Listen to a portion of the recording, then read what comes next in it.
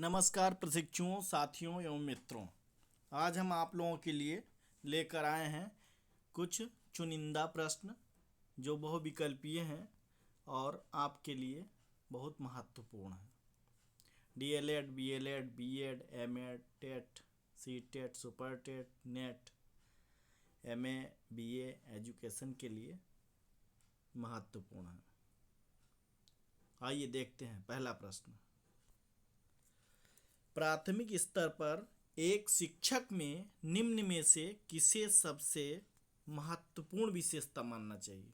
यानी प्राथमिक स्तर पर जो शिक्षक है वो शिक्षक इन चार विकल्पों में से किस विशेषता को सबसे महत्वपूर्ण माने। पहला है पढ़ाने की उत्सुकता, दूसरा है धैर्य व दृढ़ता, तीसरा है शिक्षण पद्धतियों व विषयों के ज्ञान में दक्षता, और चौथा है अति मानक भाषा के पढ़ाने में दक्षता, जिसको कहते हैं कॉम्पिटेंसी। ठीक है, तो देखिए इसमें सारे उत्तर, सारे विकल्प सही हैं, लेकिन इसमें प्राथमिक स्तर की बात कही गई है। तो प्राथमिक स्तर में शिक्षक जब अध्यापन करे तो उसकी सबसे महत्वपूर्ण विशेषता क्या होनी चाहिए? दृढ़ता व धैर्य। यानी आप अपने उद्देश्य की पूर्ति के लिए टिके रहें, अडिग रहें, दृढ़ रहें। ठीक, और धैर्य बनाए रखें तो बालक अवश्य अपेक्षित अधिगम स्तर को प्राप्त करेगा। या यूं कहें कि आप यानी शिक्षक अपेक्षित अधिगम को प्राप्त कराने में सफल हो जाएगा, यानी शिक्षण सफल हो जाएगा। लेकिन यदि धैर्य का अभाव है, दृढ़ता का अभाव है शिक्षक में, तो प्राथमिक स्तर पर वह बिना उस विशेषता के उस शिक्षक का शिक्षण सफल होने में संदेह है। ठीक है, और बाकी देखिए पढ़ाने की उत्सुकता भी जरूरी है, शिक्षण पद्धतियों और विषयों के ज्ञान में दक्षता भी, स्किल्ड होना चाहिए, प्रवणता होनी चाहिए। कहने का मतलब अति मानक यानी स्टैंडर्ड भाषा के पढ़ाने में भी स्किल्ड होना चाहिए उसको। ठीक, तो यहाँ पे आपका जो ये उत्तर है ये कौन सा सही है? धैर्य व दृढ़ता। क्लियर, यानी बी ऑप्शन आपका बिल्कुल सही है। चलिए आगे बढ़ते हैं। दूसरा है उपचारात्मक शिक्षण का प्रमुख कार्य है। सबसे पहले आप ये जान लीजिए उपचारात्मक शिक्षण क्या होता है। यानी रिमीडियल ट्रीटमेंट टीचिंग। यानी कहने का मतलब यह है कि जब हम निदान करते हैं, डायग्नोस करते हैं और पता लगा लेते हैं कि बालक में कौन सी कमी है, किस प्रकार की कमी है वो ये, तो उसके बाद हम क्या करते हैं, उस शिक्षण में जो ट्रीटमेंट करते हैं उस शिक्षण में मुख्य कार्य क्या है शिक्षक का ये बताना है। यानी कि लेख में सुधार, यहाँ भी सामान्य रूप से सभी विकल्प सही मिलेंगे, लेकिन आपको प्रमुख, ठीक है, प्रमुख विकल्प को चुनना है, सबसे सटीक उत्तर को चुनना है। तो यहाँ पे लेख में सुधार करना भी है, दोषपूर्ण अध्ययन व अध्यापन में सुधार, सुलेख पर बल और गृह कार्य पर बल। यानी होमवर्क भी देना है, इस पर बल देंगे तो वो उसमें जो कमी होगी, त्रुटि होगी, उसमें सुधार होगा। सुंदर लेख पर बल, सुलेख माने सुंदर लेख। ठीक है ना, तो इस तरीके के विकल्प हैं। लेकिन इसमें देखिएगा, आप देखिए सबसे महत्वपूर्ण क्या है? Option B. कैसे? क्योंकि उपचारात्मक शिक्षण यदि कराना है, ये आवश्यक हुआ, इसका मतलब है शिक्षण में भी दोष है और अध्ययन में भी दोष है। यानी अध्ययन और अध्यापन दोनों के दोषों को उपचारात्मक शिक्षण समाप्त कर देता है। तो यानी मुख्य कार्य इसका हो गया कि दोषपूर्ण अध्ययन व अध्यापन में सुधार। ठीक, ये सही आंसर हो गया। क्लियर है ना? नेक्स्ट, मनोविज्ञान का शिक्षा के क्षेत्र में सबसे बड़ा योगदान है। यानी मनोविज्ञान बाल मन का अध्ययन, तो इसका मतलब केंद्रीय भाव क्या हो गया? बालक। ठीक, तो इस कहा गया सबसे बड़ा योगदान क्या है? विषय केंद्रित शिक्षा, शिक्षक केंद्रित शिक्षा, क्रिया केंद्रित शिक्षा और बाल केंद्रित शिक्षा। यहाँ पे इस विकल्प को यदि हटा दें तो सारे विकल्प सही हैं। अब इसमें हम सबसे सटीक उत्तर लाएंगे, कौन सा? बाल केंद्रित शिक्षा, यानी कि आपका ऑप्शन डी सही होगा। ठीक है ना, डी। क्लियर? यानी मनोविज्ञान का शिक्षा के क्षेत्र में सबसे बड़ा योगदान है कि बाल केंद्रितता का सिद्धांत, बाल केंद्रित शिक्षा, बालक को केंद्र में रख कर शिक्षण की बात मनोविज्ञान में की गई है, खास करके बाल मनोविज्ञान में। ठीक, अब देखिए अगला प्रश्न देखते हैं, चौथा प्रश्न है, देखिए इसी से संबद्ध है, जुड़ा हुआ। बाल मनोविज्ञान का केंद्र बिंदु क्या है? अभी हमने बात की थी कि बाल मनोविज्ञान का केंद्र का मतलब हो गया, बाल का मतलब बालक। ठीक, यानी शिक्षक केंद्र में नहीं है, शिक्षक परामर्शदाता है, शिक्षक माली है, शिक्षक वरुण है, शिक्षक क्या है? परामर्शदाता है, शिक्षक एक गाइड है, आदि आदि है। वह सब कुछ है, वह हेल्प करने के लिए बालक का सहयोगी है। ठीक है, सुहृद है। तो बाल मनोविज्ञान का केंद्र बिंदु क्या है? बालक है। शिक्षण प्रक्रिया भी नहीं है, विद्यालय भी नहीं है। यद्यपि जो बालक है वो विद्यालय में है और विद्यालय में ही शिक्षक है और उसी शिक्षा के कक्ष में शिक्षण प्रक्रिया है, यानी कि एक दूसरे से संबद्ध हैं।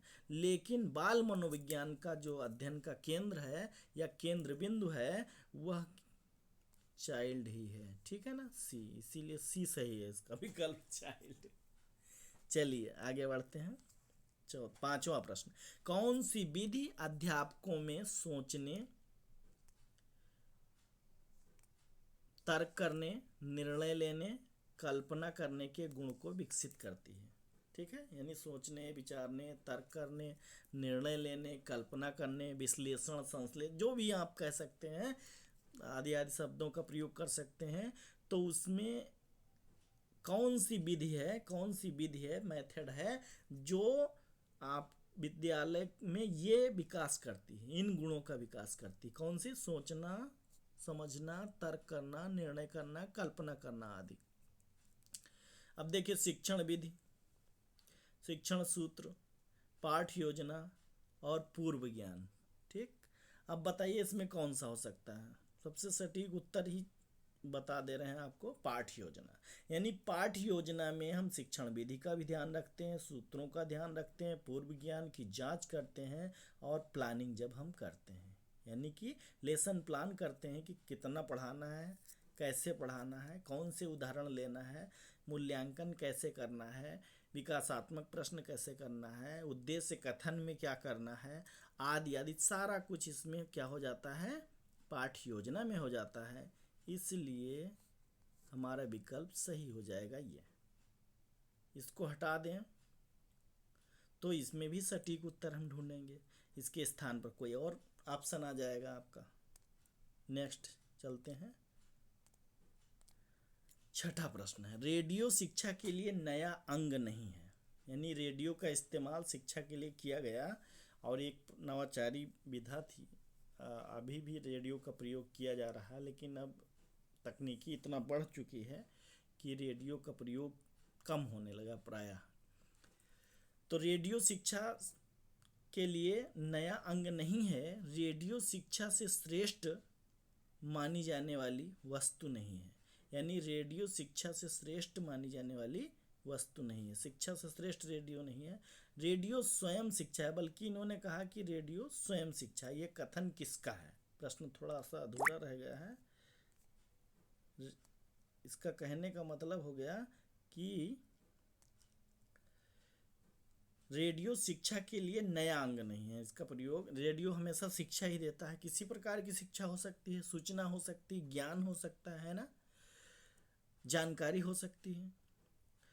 तो ये कहा गया रेडियो शिक्षा से श्रेष्ठ मानी जाने वाली वस्तु नहीं, यानी रेडियो से जो मिलता है वह वही तो शिक्षा है। लेकिन रेडियो यानी कहने का मतलब रेडियो स्वयं शिक्षा है, ये कह दिया गया। रेडियो शिक्षा से श्रेष्ठ मानी जाने वाली वस्तु नहीं है, लेकिन क्या है, रेडियो शिक्षा है, आप ही तो कह सकते हैं।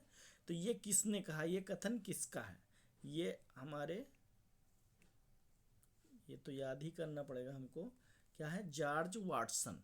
ठीक है, जॉर्ज वाटसन ने यही बताया कि रेडियो स्वयं शिक्षा है। रेडियो शिक्षा के लिए नया अंग नहीं है, नवाचार नहीं है, क्योंकि पहले से चला आ रहा है। जब से रेडियो शुरू हुआ तब से हम उससे ज्ञान, सूचना, जानकारी आदि लेते रहते हैं और या ले रहे हैं।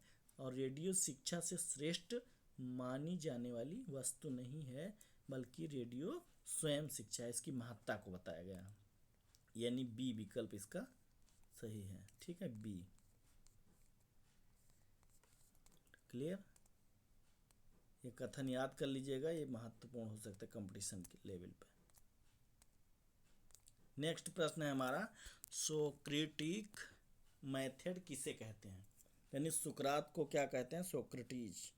इसीलिए उन्होंने जो विधि विकसित की उसको कहते हैं सोक्रेटिक मेथड, यानी इसको हम हिंदी में सुकराती विधि कह सकते हैं। ठीक, अब सुकराती विधि है क्या, यानी सुकरात क्या करते थे, प्रश्न उत्तर करते थे। यानी एक ऊंची जगह पर खड़े होकर के लोगों को प्रेरित करते थे कि वह उनसे प्रश्न करें, और प्रश्न जीवन से संबंधित, समाज से संबंधित और उपलब्धि से संबंधित, यानी समसामयिक होते थे। तो जिस पर लोग बढ़ चढ़कर भाग लेते थे और फिर वह प्रश्न करते थे, या वो स्वयं प्रश्न करते थे, फिर उनसे उत्तर मांगते थे। इस तरीके से उन्होंने शिक्षा का देने का काम किया और इन्होंने इजाद किया ये सोक्रेटिक मेथड, जिसमें सुकराती विधि इसको कहते हैं। और इसमें क्या होता है, प्रश्न उत्तर किया जाता है, यानी प्रश्नोत्तर विधि के माध्यम से हम पढ़ाते हैं। इसका इजाद इन्होंने सुकरात जी ने किया, महोदय ने। चलिए, ये क्या हो गया, option C, question answer method जिसको कहते हैं। और बिना क्वेश्चन आंसर किए हम अध्यापन या शिक्षण को हम सफल नहीं बना सकते, इतना महत्व है इसका प्रश्नोत्तर का। ठीक, जिज्ञासा को शांत करने के लिए तो शिक्षा की आवश्यकता है, समस्या के समाधान करने के लिए शिक्षा की आवश्यकता है। चलिए नेक्स्ट प्रश्न,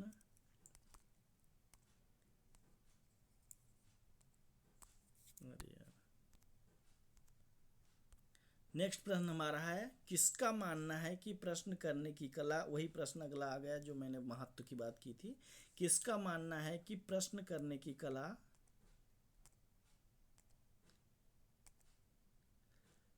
का महत्व स्वीकार किए बिना कोई भी शिक्षण सफल नहीं हो सकता।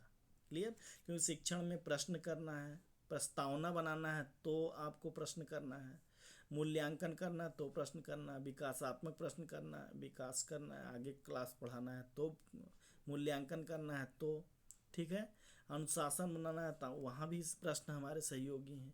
ठीक है, यानी कि और बाकी उनके चिंतन को विकसित करना है तो भी प्रश्न आवश्यक हैं। ठीक, तो इस तरीके से हम प्रश्नों के करने की कला हमारे अंदर आनी चाहिए, वो स्किल होनी चाहिए।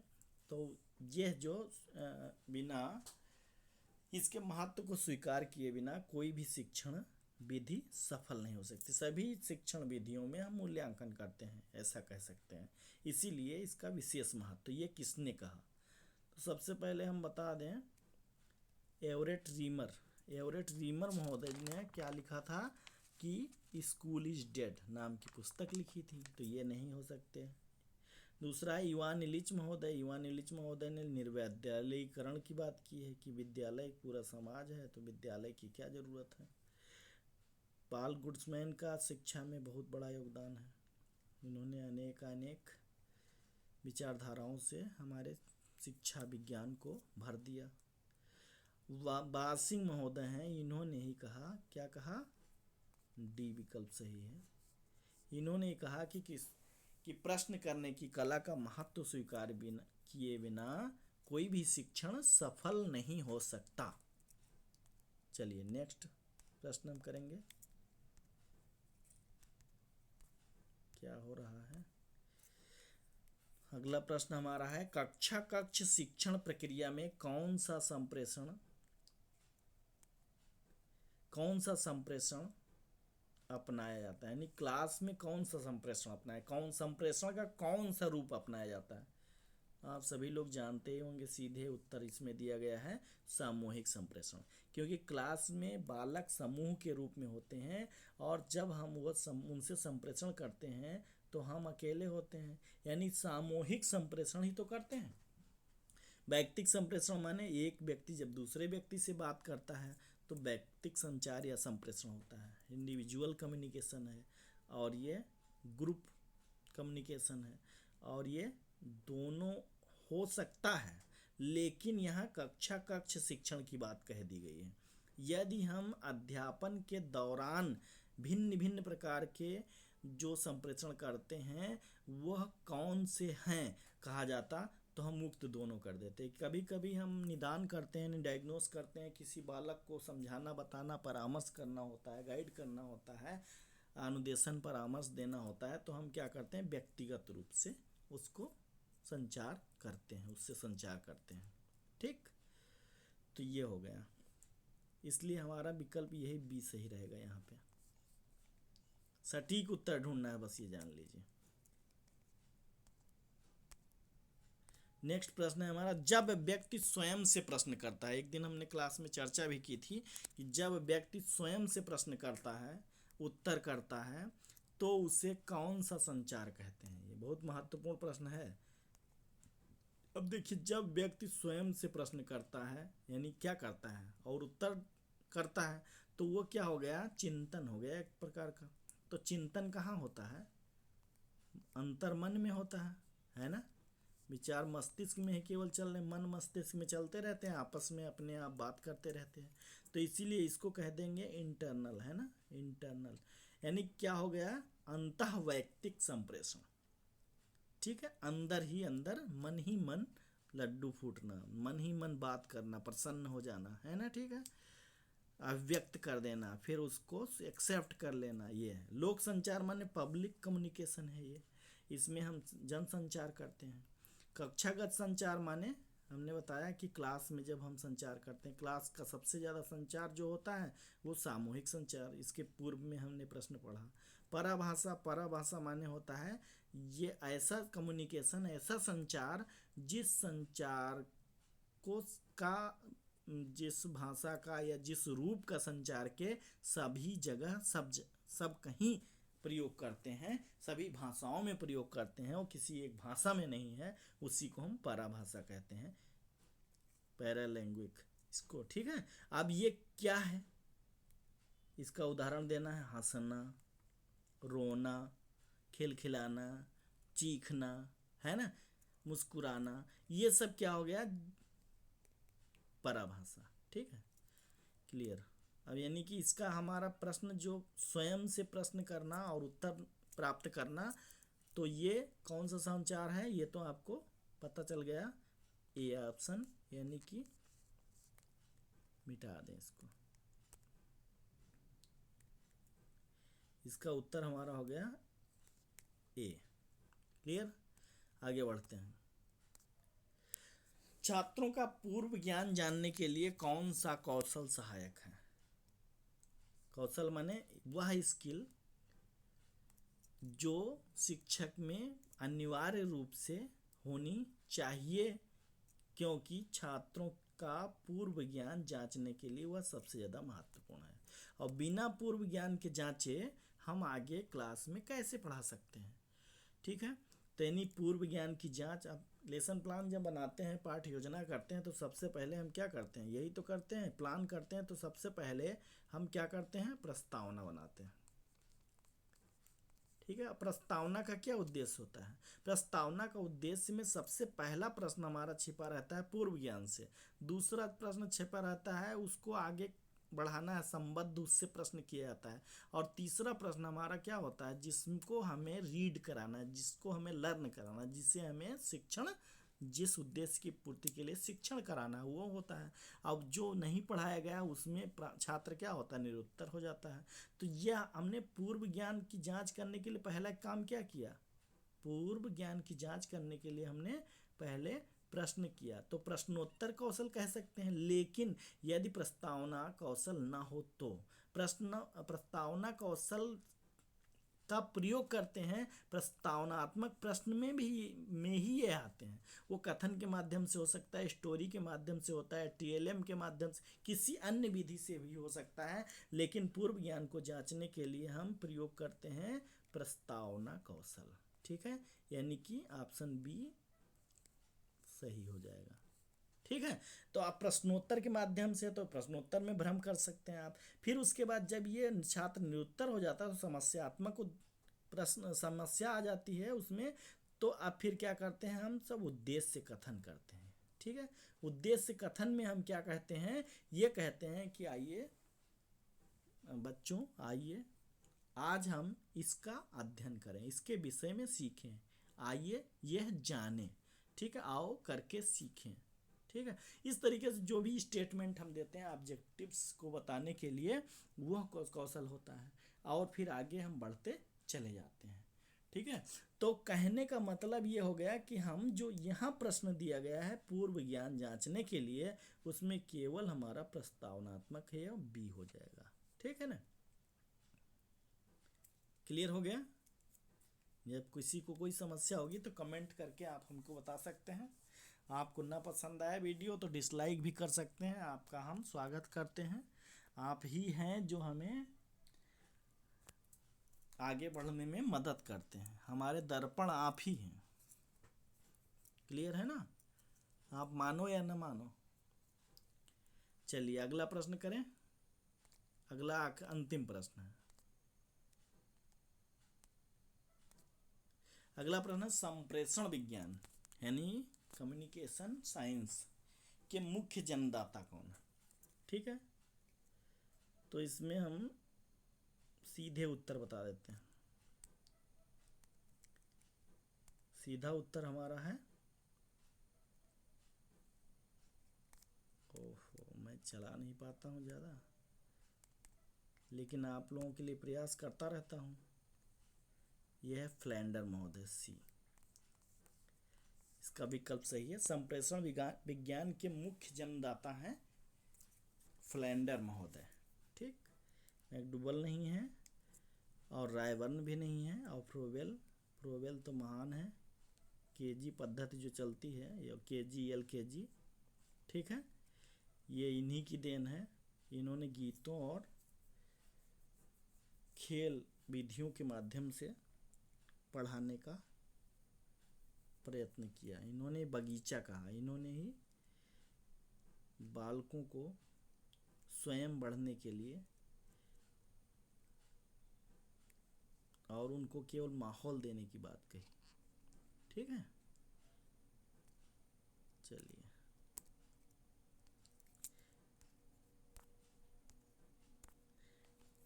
क्लियर हो गया। Thanks for like, thanks for subscribe. आपको यदि कोई सुझाव देना हो विशेष रूप से तो आप फ़ोन भी कर सकते हैं। धन्यवाद।